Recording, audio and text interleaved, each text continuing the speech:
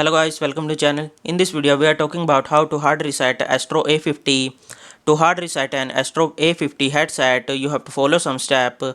First of all, you have to ensure the Astro A50 headset is powered off.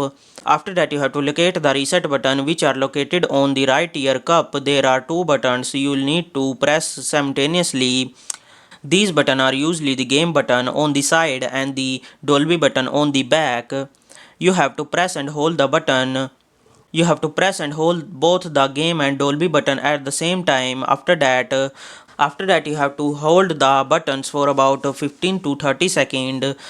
You might see the light on the headset flash, indicating that the reset process is taking place. After holding for required time, release the both buttons. Then you have to power the headset back on and check if the reset has resolved any issues. Hopefully by this video you'll know.